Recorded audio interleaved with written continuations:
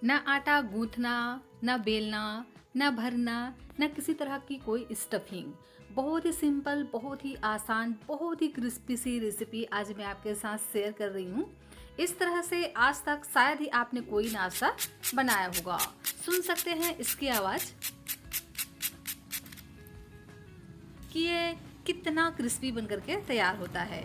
साथ ही ये बहुत ही ज़्यादा टेस्टी भी होता है और टेस्टी के साथ साथ एकदम ही ये हेल्दी सी रेसिपी है। तो आप भी नए नए नाश्ते के शौकीन है तो मैं आपके लिए लेकर के आई हूँ बहुत ही यूनिक, एकदम ही नई सी रेसिपी। इस तरह से आज तक आपने नाश्ता कभी भी नहीं बनाया होगा, जो खाने में टेस्टी के साथ साथ इतना हेल्दी बन करके तैयार होता है कि इस रेसिपी को आप बार बार बनाना चाहेंगे। बच्चे बड़े सभी को ही यह रेसिपी बहुत ही ज़्यादा पसंद आने वाला है और कम मेहनत, कम इंग्रेडिएंट्स और कम क्वांटिटी में ढेर सारा नाश्ता बनने वाली सुपर हेल्दी रेसिपी है। तो एक बार जरूर से इस रेसिपी को ट्राई करना तो बनता है। ना तो इसमें फटने का डर है, ना ही टूटने का झंझट। फटाफट से इस रेसिपी को आप 10 से 15 मिनट में एकदम ही इंस्टेंट तरीके से बना करके तैयार कर सकते हो। तो इस रेसिपी को हम बनाने वाले हैं पोहा और बेसन से। तो चलिए फ्रेंड्स, इसे बनाना स्टार्ट करते हैं। Hello everyone, Ritu serial recipes में आपका स्वागत है। फ्रेंड्स, आज मैं आपके साथ बहुत ही स्पेशल, एकदम ही यूनिक नए तरह के नाश्ते की रेसिपी शेयर करने जा रही हूँ। रेसिपी अगर आपको थोड़ी सी भी अच्छी लगे तो प्लीज़ आप वीडियो को लाइक, चैनल को सब्सक्राइब जरूर से कर लीजिएगा और हाँ, अपने फ्रेंड्स और फैमिली के साथ शेयर भी जरूर से कर दीजिएगा। और यह रेसिपी आप कहाँ से बैठकर देख रहे हैं प्लीज़ कमेंट कर मुझे आप जरूर से बताइएगा। मुझे यह जानकर बहुत ही ज़्यादा खुशी होती है कि मेरी यह रेसिपी कहाँ से देखी जा रही है। तो इस रेसिपी को बनाने के लिए लेना है 1 कटोरी पोहा और जितना हमने पोहा लिया है उसका आधा हम यहाँ पर यूज़ करेंगे बेसन का। तो सबसे पहले करना क्या है, पोहे को हम बढ़िया से धो लेते हैं 2 से 3 बारी, क्योंकि पोहे में ना बहुत सारा गंदगी वगैरह रहता है, तो इसे हमें बढ़िया से धो लेना है। और लीजिए, मैंने इसको डायरेक्ट टैप से 2 से 3 बारी धो करके तैयार कर लिया है और देख सकते हैं बिल्कुल भी इसमें पानी वगैरह नहीं है। तो इसी तरह से इसको हमें तैयार करना है। इस तरह से धोते धोते ही जो पोहा है ना अच्छे से भीग करके सॉफ्ट पड़ जाता है। तो इस बात का ध्यान रखिएगा कि बिल्कुल भी इसमें पानी नहीं होना चाहिए, तभी जो आपकी रेसिपी है ना एकदम ही परफेक्ट तरीके से बन करके तैयार होगी। तो पोहा और भी बढ़िया तरीके से फूल जाए, इसके लिए हम इसको कवर कर इसी तरह से अभी हम साइड में रख देते हैं। तब तक इधर हम दूसरी तैयारी कर लेते हैं। इस रेसिपी के लिए बेसन की जो क्वांटिटी है हमें आधी रखनी है।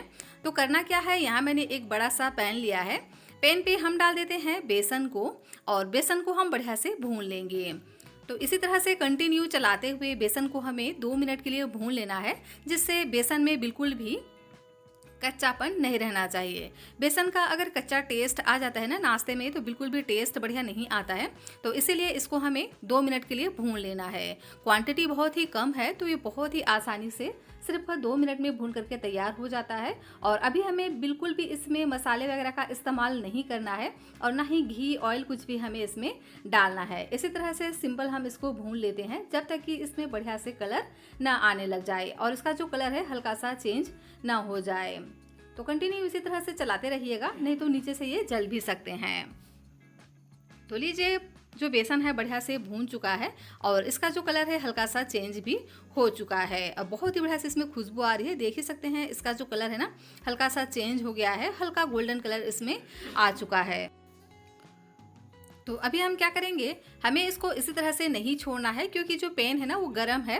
तो इसी तरह से अगर हमने इसको छोड़ दिया तो ये नीचे से जलने लग जाएंगे। तो इसको हम एक बाउल में निकाल करके रख देते हैं। इसका इस्तेमाल हमें बाद में करना है। और देख सकते हैं जो बेसन है ना बढ़िया से भून चुका है, इस तरह से हल्का सा गोल्डन कलर इसमें आ गया है। तो ये प्रोटीन रिच बनने वाली रेसिपी है। तो अभी हम इसको साइड में रखते हैं और यहाँ मैंने लिया है एक ग्राइंडर और इस ग्राइंडर में डाल देते हैं मूंग की दाल।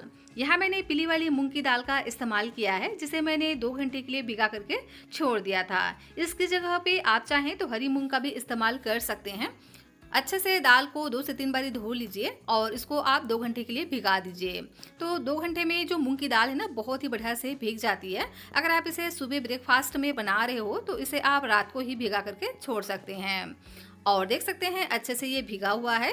तो क्या करेंगे, इसे हम डाल देते हैं एक ग्राइंडर में। तो पानी को छानते हुए डालना है, पानी इसमें हमें बिल्कुल भी ज़्यादा नहीं ऐड करना है। इस तरह से डालते हुए ही 1-2 चम्मच तो चला ही जाता है, उसी से ही हमें इसको बढ़िया से ग्राइंड कर लेना है। ज़रूरत के हिसाब से पानी यहाँ पर हम बाद में ऐड करेंगे। और लीजिए सभी मूंग की दाल को मैंने यहाँ पर ऐड कर दिया है। और अब हम इसमें डाल देते हैं फ्लेवर के लिए कुछ चीज़ें, जिससे जो नाश्ता है ना बहुत ही ज़्यादा फ्लेवरफुल बन करके तैयार होगा। तो ये मैंने लिया है ताज़ा हरा धनिया का डंठल। इसका इस्तेमाल करने से ना नाश्ता बहुत ही ज़्यादा फ्लेवरफुल बन करके तैयार होता है। आप चाहें तो यहाँ पर ताज़ा हरा धनिया का भी इस्तेमाल कर सकते हैं। और अब हम इसमें ऐड कर देते हैं हरी मिर्च। तो मेरे पास यहाँ पर बड़ी हरी मिर्च रखी हुई थी, तो मैंने ये ऐड कर दिया है। अगर आपके पास छोटी हरी मिर्च हो तो आप उसका भी इस्तेमाल कर सकते हैं, वैसे ये बहुत ही कम तीखा होता है। और अब हम इसमें ऐड कर देते हैं अदरक। तो 1 इंच जितना हम यहाँ पर अदरक ऐड करेंगे और इस तरह से इसको हमें चिकना सा ग्राइंड कर लेना है। देख सकते हैं एकदम ही फाइन सा ये पेस्ट हमारा बन करके तैयार हो गया है। बिल्कुल भी ये दरदरा नहीं होना चाहिए, इस बात का ध्यान रखिएगा। तो इसे हम निकाल लेते हैं एक दूसरे मिक्सिंग बाउल में। और जो भी ग्राइंडर में थोड़ा बहुत इस तरह से पेस्ट बच जाता है, उसमें बस थोड़ा सा पानी डाल करके इसको हम इसमें ऐड कर देंगे। और इस तरह से कंसिस्टेंसी में इसको हमें तैयार करना है, ना बहुत ज़्यादा गाढ़ा और ना ही बहुत ज़्यादा पतला। अगर आपने इसको बहुत ज़्यादा पतला कर दिया तो नाश्ता आपका अच्छे से नहीं बन पाएगा। इसीलिए इसको ग्राइंड करते वक्त बिल्कुल भी पानी का इस्तेमाल नहीं करना है। बस ज़रूरत के हिसाब से 1 या 2 चम्मच यहाँ पर आप पानी डाल करके इसको ग्राइंड कर लीजिएगा। अब हम इसमें ऐड कर देते हैं सूजी। तो 1 चम्मच जितना हम यहाँ पर सूजी ऐड करेंगे, इससे नाश्ता और भी ज़्यादा क्रिस्पी बन करके तैयार होता है। तो 1 ही चम्मच यहाँ पर हम सूजी ऐड कर देते हैं। और सूजी को फूलने के लिए लगता है थोड़ा सा टाइम, तो इसे हम इसी तरह से 2 मिनट के लिए छोड़ देते हैं, ताकि जो सूजी है वो बढ़िया से फूल सके। और लीजिए 2 मिनट का समय हो चुका है और देख सकते हैं जो पेस्ट है हमारा हल्का सा गाढ़ा हो गया है। तो अब हम इसमें ऐड कर देते हैं कुछ मसाले। तो मसालों में डाल देते हैं नमक स्वाद के अनुसार, और इसी के साथ ही में ऐड करेंगे काली मिर्च का पाउडर। तो बस थोड़े थोड़े ही इन मसालों का हमें इस्तेमाल करना है, बहुत ज़्यादा हम यहाँ पर मसालों का इस्तेमाल नहीं करेंगे। और कलर के लिए डाल देते हैं थोड़ा सा हल्दी का पाउडर, जिससे बहुत ही बढ़िया इसमें कलर आएगा। और इसी के साथ ही में ऐड करेंगे चिली फ्लेक्स। आप चाहें तो यहाँ पर हरी मिर्च को भी बारीक बारीक कट करके ऐड कर सकते हैं। और आधा छोटा चम्मच यहाँ पर हम ऐड कर देते हैं जीरा। साथ में ही चटपटा टेस्ट के लिए डाल देते हैं चाट मसाला। चाट मसाला के जगह पे यहाँ पर आप अमचूर पाउडर का भी इस्तेमाल कर सकते हैं, और चाहें तो यहाँ पर आप नींबू के जूस का भी इस्तेमाल कर सकते हैं। और अब हम इसमें ऐड कर देंगे बारीक कटा हुआ हरा धनिया। इससे ना लुक बहुत ही बढ़िया आएगा। और इन सभी मसालों को इसमें हम इस तरह से मिक्स कर लेंगे, और इसी तरह के गाढ़ी सी इसको हमें बना करके तैयार कर लेनी है। देख सकते हैं इस तरह से। तो फ्रेंड्स, रेसिपी अगर आपको थोड़ी सी भी अच्छी लग रही हो तो प्लीज़ आप वीडियो को लाइक, चैनल को सब्सक्राइब ज़रूर से कर लीजिएगा, और अपने फ्रेंड्स और फैमिली के साथ शेयर भी ज़रूर से कीजिएगा। और यह रेसिपी आप कहां से बैठकर देख रहे हैं, प्लीज़ कमेंट कर आप मुझे ज़रूर से बताइएगा। मुझे यह जानकर बहुत ज़्यादा खुशी होती है कि मेरी यह रेसिपी कहां से देखी जा रही है। तो अभी हम इसको साइड में रख देते हैं। और इधर देखिए ये जो पोहा है ना, ये भी बढ़िया से सॉफ्ट हो गया है, एकदम खिला खिला सा बन करके तैयार हुआ है। मतलब यह है कि इसमें बहुत ज़्यादा पानी नहीं है। तो इसी तरह से हमें इसको तैयार करना है एकदम खिला खिला सा। अगर इसमें आपने बहुत ज़्यादा पानी ऐड कर दिया तो ये अच्छे से नहीं बन पाते हैं। तो इसीलिए इसी तरह से हमें इसको खिला खिला ही तैयार करना है, क्योंकि आगे हम इसमें कुछ ऐसे इंग्रेडिएंट्स इस्तेमाल करने वाले हैं जिससे ये परफेक्ट कंसिस्टेंसी में आ जाएगा। तो अभी हम इसमें ऐड कर देते हैं आलू।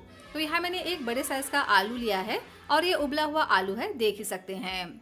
तो आप यहाँ पर चाहें तो आलू को पोटैटो मैशर से मैश कर सकते हैं, या आप इसे ग्रेट करके भी डाल सकते हैं। तो इस तरह से अगर आप पोटैटो मैशर से मैश करेंगे ना, तो दोनों ही चीज़ें एक साथ इस तरह से मैश हो जाएगी। और देख सकते हैं इस तरह से मैंने दोनों को ही अच्छे से मैश कर लिया है। तो बहुत ज़्यादा इसको हमें चिकना करने की ज़रूरत नहीं है, हल्का फुल्का इसमें इस तरह से बड़े चंक्स रहेंगे ना तो भी इस नाश्ते में चल जाएगी। तो अच्छे से हमें इसको ना इस तरह से मसलते हुए मिक्स कर लेना है, ताकि जो पोहा है वो हल्का सा चिकना हो जाए। तो लीजिए मैंने इसको बढ़िया से मिक्स कर लिया है, अच्छे से मसल लिया है और देख सकते हैं ये अच्छे से मिक्स भी हो चुके हैं।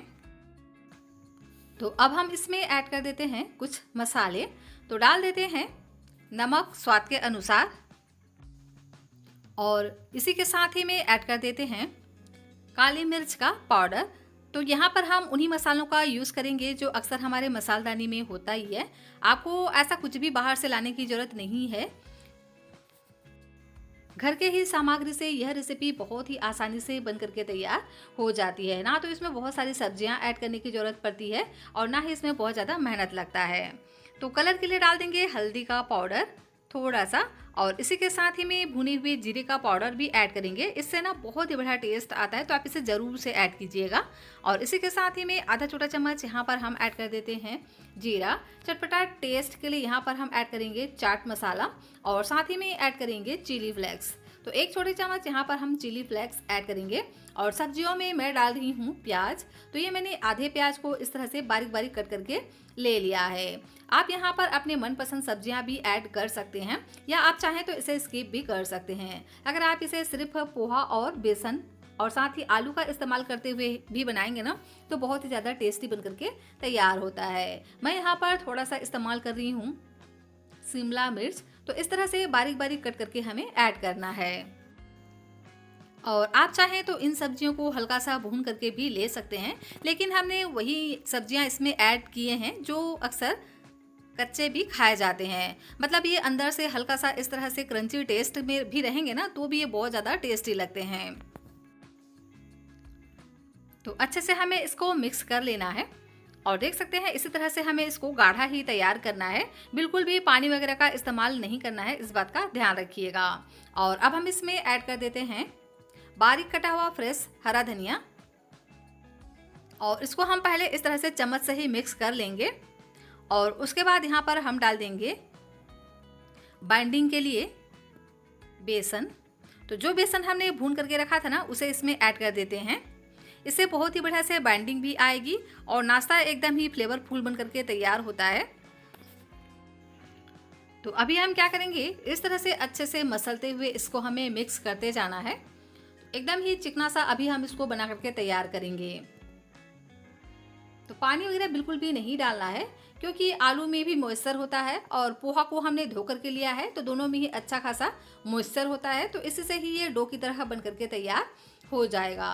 तो अच्छे से जितना आप इसको इस तरह से मसलते जाएंगे ना तो ये मिक्स होते जाएगा और एकदम ही डो की तरह ये बन करके तैयार हो जाएगा। तो लीजिए इसी तरह से अच्छे से मसल कर मैंने इसको डो की तरह तैयार कर लिया है। जितना अच्छे से मसलेंगे ना उतना ही बढ़िया आपका नाश्ता बन करके तैयार होगा। तो इस बात का ध्यान रखिएगा। आप इसे लगभग 2 से 3 मिनट तक इसी तरह से मसलेंगे ना तो परफेक्ट इसमें बाइंडिंग आ जाएगी और अच्छे से नाश्ता हमारा बन करके तैयार होता है।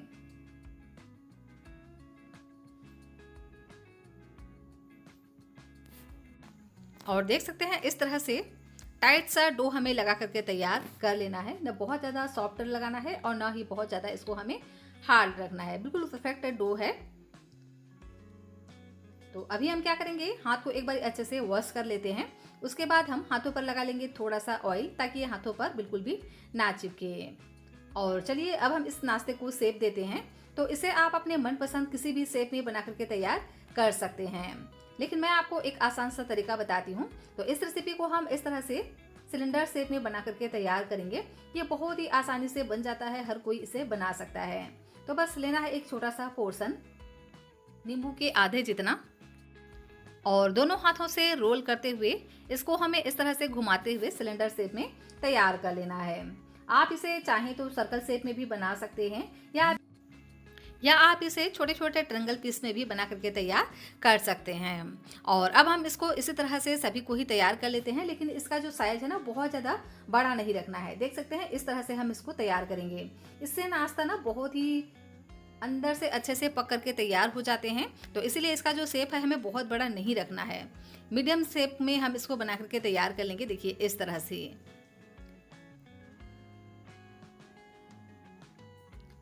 तो इसी तरह से मैंने सभी नाश्ते को बना करके तैयार कर लिए हैं और देख सकते हैं ना इसी तरह से सभी को ही हमें इक्वली तैयार करने हैं। और इसका जो थिकनेस है मैंने 1 इंच जितना रखा है। तो इसी तरह से आपको भी तैयार करना है, जिससे ये बहुत ही आसानी से अंदर तक पक जाते हैं और एकदम ही क्रिस्पी सा नाश्ता हमारा बन करके तैयार होगा। तो अभी हम इसको साइड में रखते हैं और इधर जो हमने मूंग की दाल का पेस्ट बना करके रखा था ना, उसमें डाल देते हैं 1 चम्मच व्हाइट वाला तिल और इसी के साथ ही में ऐड करेंगे 1 चम्मच ब्लैक वाला तिल। तो मैंने यहाँ पर दोनों ही तिल का इस्तेमाल किया है, ब्लैक एंड व्हाइट। आप चाहें तो सिर्फ एक तिल का भी इस्तेमाल कर सकते हैं, लेकिन यहाँ पर आप तिल जरूर से ऐड कीजिएगा। इससे ना बहुत ही बढ़िया इसमें लुक आता है और हल्का सा क्रंची टेस्ट भी आता है। तो इसे हम क्या करेंगे, इस तरह से अच्छे से मिक्स कर लेंगे और उसके बाद जो हमने नाश्ता बना करके तैयार किया था ना, उसे हमें अच्छे से इसमें डीप कर लेना है, अच्छे से इसको कोट कर लेना है। तो मूंग की दाल से एक मोटी सी परत इसमें हम इस तरह से कोट कर लेंगे। इससे ना बहुत ही बढ़िया सा टेस्ट आएगा और उसका जो लुक है वह भी बढ़िया से आता है। तो इस तरह से ऊपर से चम्मच से आप डालिएगा मूंग की दाल की पेस्ट को, ताकि अच्छे से इसमें लेयर्स बन जाए और नाश्ता आपका एकदम ही क्रिस्पी बन करके तैयार हो। मूंग की दाल और सूजी की कोटिंग है तो एकदम ही क्रिस्पी बनेगा। आप चाहें तो यहाँ पर मूंग की दाल पर सूजी की जगह पे चावल के आटे का भी इस्तेमाल कर सकते हैं। इससे भी जो नाश्ता है ना एकदम ही क्रिस्पी बन करके तैयार होगा। तो एक बार में उतना ही हमें इसमें डालना है जितना में अच्छे से हमें अलटते पलटते बन जाए।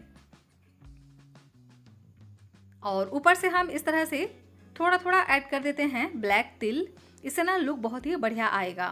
और इसी के साथ ही में थोड़ा थोड़ा व्हाइट तिल भी ऐड कर देंगे और इसे हमें मीडियम फ्लेम पे पकाना है ताकि ये अंदर तक अच्छे से पक जाए। अगर आप इसे हाई फ्लेम पे फ्राई करेंगे तो ये ऊपर से तुरंत ही रेड कलर के हो जाएंगे और अंदर से हल्के से कच्चे रह जाएंगे। वैसे तो यहाँ पर हमने पोहा और बेसन दोनों को ही भून करके लिया है, मतलब जो पोहा है वो तो कच्ची ही खाई जाती है और जो बेसन है उसको हमने भून लिया है, तो आपको बिल्कुल भी कच्चा टेस्ट नहीं आएगा। लेकिन हमें इसको अच्छे से मीडियम फ्लेम पे पकाना है, जिससे जो सब्जियां हैं ना वो भी हल्का सा सॉफ्ट पड़ जाए। और इसी तरह से अलटते पलटते हुए इसको हमें फ्राई करना है और ऊपर से इस तरह से चम्मच से डाल देते हैं ऑयल को, जिससे ऊपर का जो एरिया है वह भी हल्का सा सेट हो जाए। उसके बाद जब हम इसको पलटेंगे ना तो बिल्कुल भी इसका जो शेप है वो ख़राब नहीं होगा। और देख सकते हैं एक तरफ से बहुत ही बढ़िया से इसमें कलर आ चुका है, तो इसको हम नीचे से भी पलट देते हैं। और इसी तरह से अलटते पलटते हुए एकदम ही क्रिस्पी होने तक इसको हमें फ्राई कर लेना है। तो टोटल हमें इसको 4 से 5 मिनट तक फ्राई करना होगा ताकि ये अच्छे से क्रिस्प हो जाए और बढ़िया से इसमें गोल्डन कलर आ जाए। और देख सकते हैं अच्छे से इसमें गोल्डन कलर आ चुका है और तिल के कारण से इसका जो लुक है ना बहुत ही बढ़िया आता है अगर आप इसे इस तरह से बनाते हैं तो सभी को हम इस तरह से चिमटे की सहायता से निकाल लेते हैं और इसी तरह से दूसरा बेच भी हम तैयार कर लेंगे। तो बस मूंग की दाल से इसको हमें कोट कर लेना है और एक एक करके जो भी बाकी बचा हुआ नाश्ता है उसको हम डाल देंगे ऑयल में और गैस की फ्लेम को हमें मीडियम रखना है और मीडियम फ्लेम पे ही इसको हमें अलटते पलटते हुए 5 से 6 मिनट के लिए फ्राई करना है। जब ये अच्छे से क्रिस्पी हो जाए दोनों ही साइड से तो उसके बाद इसको हमें निकाल लेना है। और देख सकते हैं दूसरा बेच भी हमारा बन करके तैयार हो गया है, तो इसे भी हम इसी के साथ ही में निकाल लेंगे। देखने से ही आपको पता चल रहा होगा कि यह नाश्ता कितना क्रिस्पी और मज़ेदार बनकर के तैयार हुआ है। जितना यह क्रिस्पी और मज़ेदार है ना, खाने में भी उतना ज़्यादा टेस्टी है और साथ ही ये उतना ही ज़्यादा हेल्दी भी है, क्योंकि हमने इसे पोहा, बेसन और साथ ही मूंग की दाल से बना करके तैयार किया है। मूंग की दाल और बेसन दोनों ही प्रोटीन रिच होता है, ये तो हम सभी जानते हैं। तो अक्सर आपने एक ही तरह के नाश्ते बनाए होंगे, तो आप भी एक ही तरह के नाश्ते से बोर हो गए हैं, तो एक बार इस तरह से ज़रूर से बना करके देखिएगा। यह रेसिपी आपको बहुत ज़्यादा पसंद आएगा। इस रेसिपी को आप किसी भी चटनी या आप इसे सब्जी के साथ भी सर्व कर सकते हैं। तो फ्रेंड्स, रेसिपी अगर आपको थोड़ी सी भी अच्छी लगी हो तो प्लीज़ आप वीडियो को लाइक, चैनल को सब्सक्राइब ज़रूर से कर लीजिएगा और कमेंट कर मुझे ज़रूर से बताइएगा कि यह रेसिपी आपको कैसी लगी। पसंद आई हो तो वीडियो को लाइक ज़रूर से कर दीजिएगा।